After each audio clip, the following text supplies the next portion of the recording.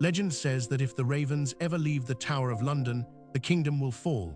It sounds like a fairy tale, but this fortress has been the beating heart of British power for nearly 1,000 years. Its walls have seen everything.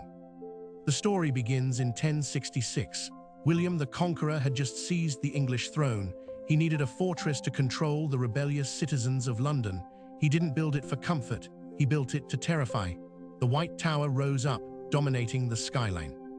He imported white stone all the way from France to build it. At the time, it was the tallest building in London. For the locals, living in small wooden huts, this massive stone giant was a constant reminder of the new Norman power ruling over them. Over the centuries, kings added walls, moats, and towers. It evolved from a simple stronghold into a complex concentric castle. It became a luxurious palace where medieval kings and queens lived, feasting on bread, pottage, and fine wines in the great halls. But it wasn't just for people. For centuries, the tower was home to the royal menagerie. Kings were gifted exotic animals like lions, polar bears, and even an elephant. Imagine walking through medieval London and hearing the roar of a lion from the moat. However, the tower is best known for its darker side. It became the ultimate gilded cage.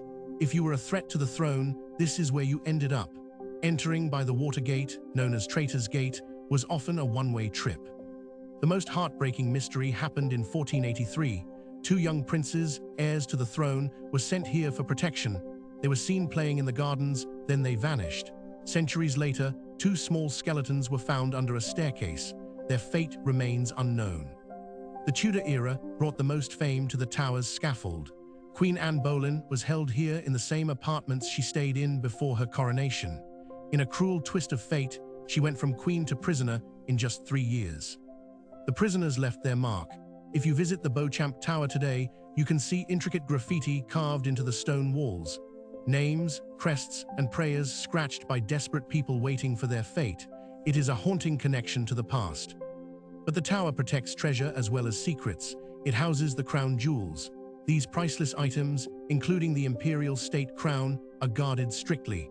In the 17th century, a man named Colonel Blood actually tried to steal them, but he was caught just in time. The tower has proved resilient. During World War II, the moat was drained and used as a vegetable garden to grow food for the war effort. Bombs fell on the complex, damaging several buildings, but the White Tower stood firm. Today, the tower is looked after by the yeoman warders, affectionately known as beefeaters.